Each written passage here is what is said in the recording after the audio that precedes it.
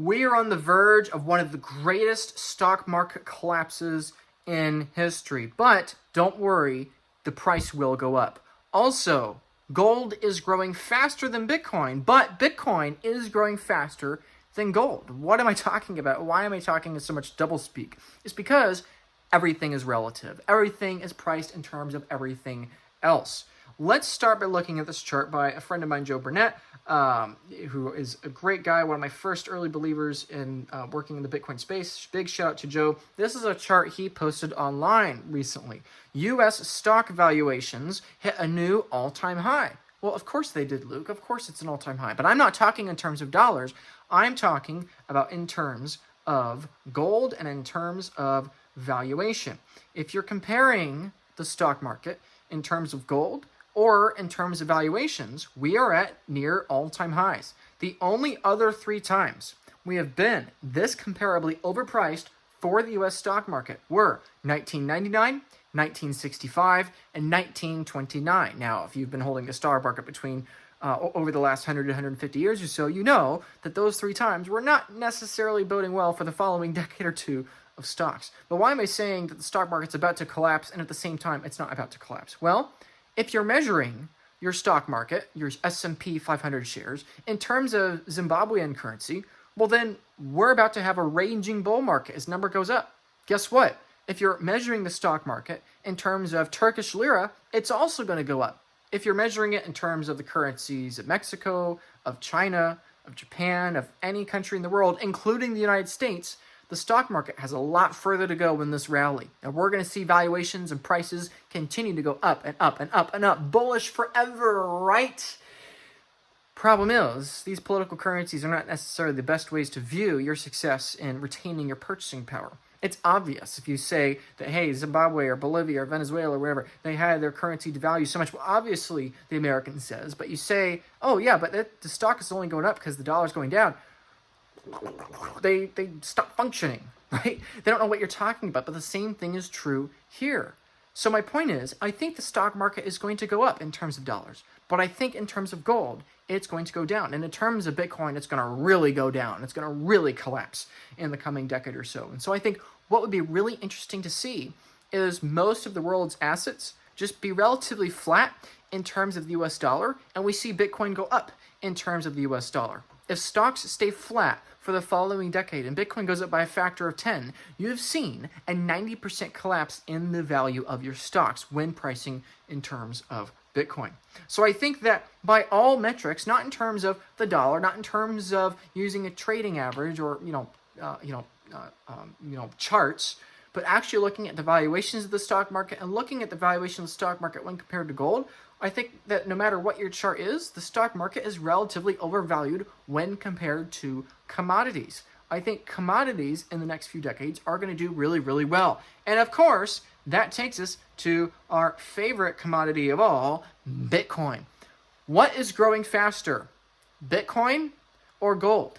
Bitcoin is the best digital commodity in the world because you're just buying a number. You're buying a number that was created as a result of an output from a random number of a tremendous number of quintillions of inputs from various kinds of computers, basically playing a large lottery in a blockchain, right? You're basically buying a commodity that somebody spent electricity to create. That's what you're doing when you're buying Bitcoin. Gold, likewise, is the best physical analog commodity because you're basically playing a large lottery of who can dig up the most dirt to find the most gold and condense that gold from raw ore into a pristine, yellow shiny rock that's pretty that you can put on jewelry or whatever, right? Both of these are the best forms of commodity, but which one is growing faster? Well, actually, gold is growing faster than Bitcoin in absolute terms, but in relative terms, Bitcoin is growing faster. What do I mean? If we were to time travel back into 2013, 2014, 2015, what we see is that gold, in terms of billions, was roughly 7,651 billion worth of total market for gold, right? About $7.6 trillion was the total value of gold in the world. But because the US dollar is a flawed metric, like we were just discussing a moment ago, the total amount of gold in the world is well over $20 trillion now. Gold has had a market cap increase from 7.3 to basically $23.3 trillion, right? We've increased the total market cap of gold well over $15 trillion over a roughly 8 to 10 times more of a market cap increase than Bitcoin has had. So as much progress as Bitcoin has made over the last 15 years, gold has made a larger amount of progress if we're measuring in terms of US dollars, which again is not the only way to measure it. You also have to measure it relatively. Back in 2013, when gold was roughly $7.3 trillion, the Bitcoin market cap was roughly $1.2 billion. I know, I wish we all could go back to 2013 and load up more Bitcoin, but that time is water under the bridge, and now Bitcoin is significantly higher at multiple trillions of dollars. Well over $2,000 billion is the market cap of Bitcoin. So my point here is that even though we can look at Bitcoin and we can say, Bitcoin to the moon, Peter Schiff was wrong, ha ha ha, Bitcoin's outperformed gold, blah, blah, blah, blah, blah, right? As much as we can say that, the gold bugs still have a point. Their market cap increased multiple fold than our market cap increased, right? The market cap of gold increased by about 6 Bitcoin networks over the course of the last 15 years. Now, this is not bearish about Bitcoin. I'm not saying sell all your Bitcoin and buy gold. I'm not saying that at all. Personally, I used to hold physical gold, and now I don't anymore. I sold the rest of it for Bitcoin. But the point is that the higher gold goes, the more upside Bitcoin has. Bitcoin's addressable market, if it were going to compete with gold and be worth 1-to-1 with gold, was $7 trillion about 12, 13, 14 years ago. Now, it's almost triple that, right? And Bitcoin is going to probably take another decade at least to reach parity with gold. But guess what? If gold a decade from now is, let's say, $30 to $40 trillion of market cap, well, now the total addressable market for Bitcoin, if it reaches parity with gold, is $30 or $40 trillion. And so why do I think it's really, really bullish for Bitcoin that the US stock market is overvalued when compared to its historical trend of price to earnings valuations, or when compared to a random basket of commodities, most accurately gold? Why do I think it's really bullish for Bitcoin? Because I think gold has a really bullish future in terms of everything else. You have a total global pie of wealth. That pie is growing over time as we create more wealth. Gold is going to get a larger and larger slice of that pie, and Bitcoin is going to get a larger and larger slice of the commodities market. If this is bullish for the world, it's extremely bullish for gold, and it's hyper bullish for Bitcoin. And so the problem lies in the question here, what could be wrong with this setup? Well, the easiest way to be wrong in this setup is that you hold your Bitcoin on exchanges. A lot of you watching this video keep clicking on the YouTube videos for that next hit of dopamine to get more Bitcoin bullish hopium, but the reality is that if you're holding your Bitcoin on exchanges, you don't own a commodity. You own a legal claim to a commodity. In the same way with the stock, you own a legal claim to the future cash flows, productivity, and assets and liabilities of that company. Well, if you own your Bitcoin on an exchange, you do own something. You own a legal claim to Bitcoin, but you don't own the commodity itself. And so the problem is, for a significant percentage of you people watching this, you're still sitting on exchanges. And my dear friend, why are you doing that? You're missing out on the greatest upside potential of the human race. You're watching all these videos being so bullish about Bitcoin, but if there is even only a 5% chance that your given exchange of choice that you're gambling on loses your Bitcoin, like what do you think the odds are? Let's think about this logically. Over the next 10, 20 years, let's say gold goes to 30, 40, 50 trillion dollars in market cap. Let's say Bitcoin goes to 10 to 20 to 30 to 50 trillion dollars in market cap over the next couple of decades. Do you really think your Bitcoin is just going to sit there on an exchange and nobody's going to try to steal it?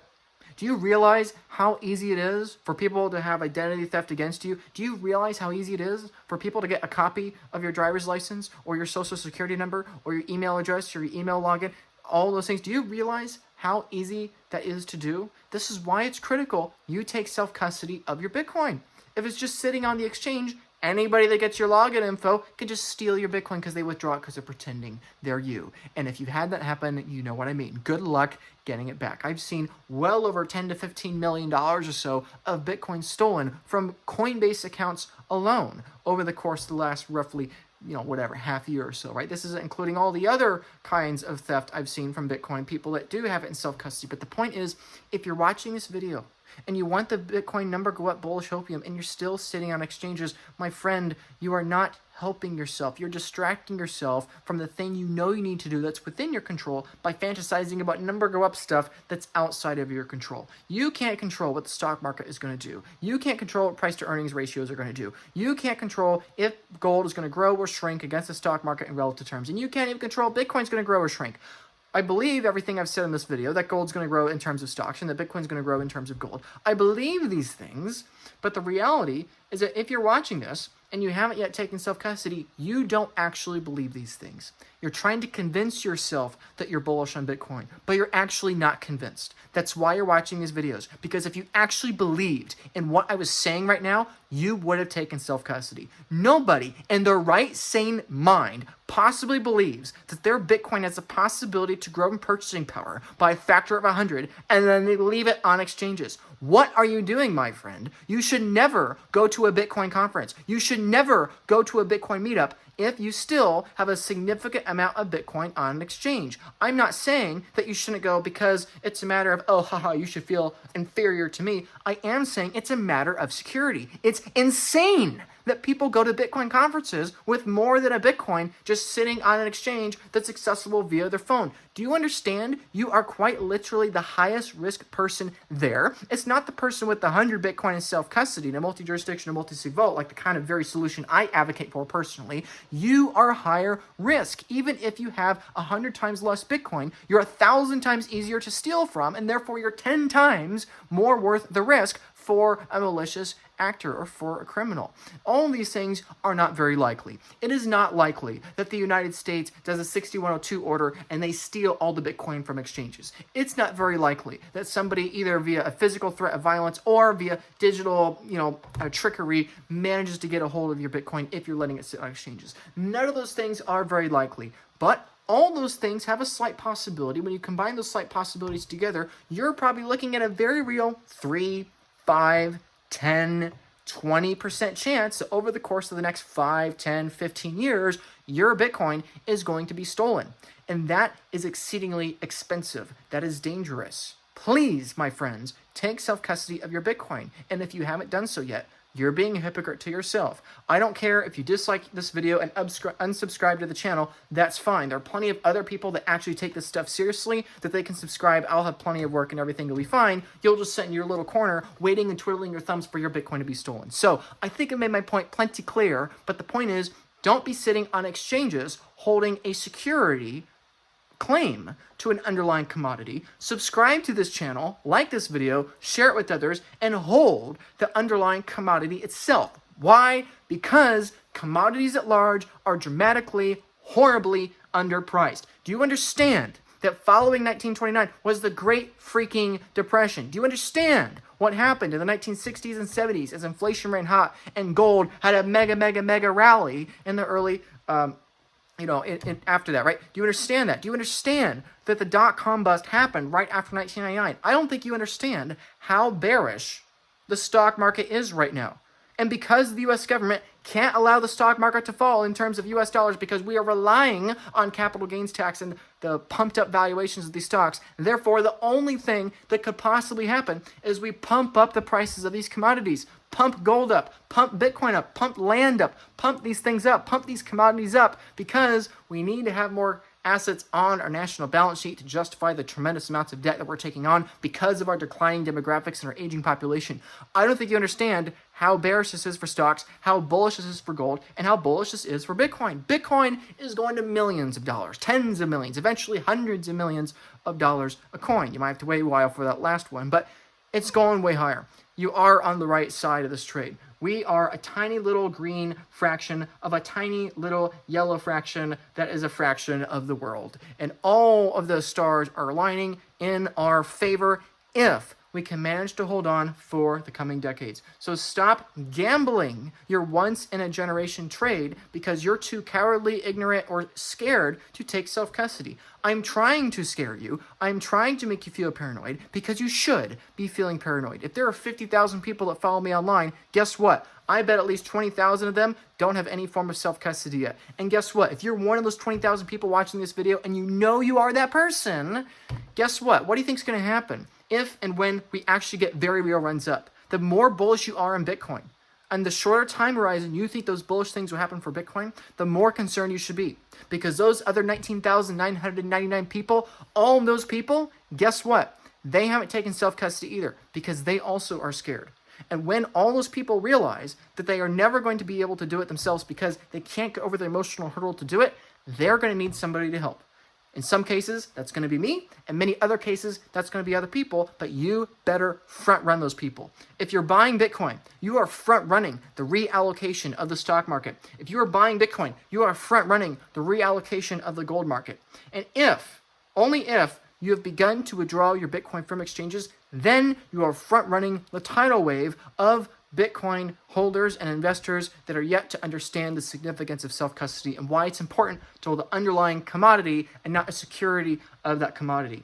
I don't think you remember and understand that there were two instances of, in 1933 there was a 6102 order, but in this chart here, there were multiple instances, a very long period of time where you were not able to have gold, right? In the late 1800s and the early to mid 1900s, 1930s, right? The point is, this has happened before, and it is not certain to happen again, but if it's any possible chance of happening, you got to take self-custody. Own the commodity that's going to take over the world, and it is going to take over the world. Bitcoin's going to take over the gold market, and it's going to be so bullish.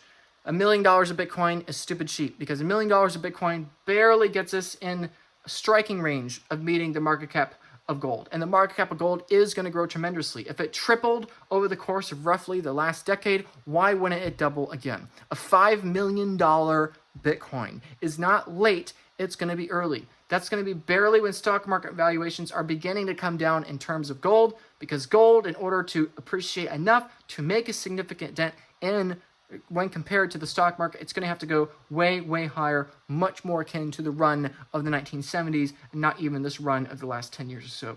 You are not bullish enough in Bitcoin. Millions of dollars a coin is eventually coming. Make sure that you take self-custody of your Bitcoin.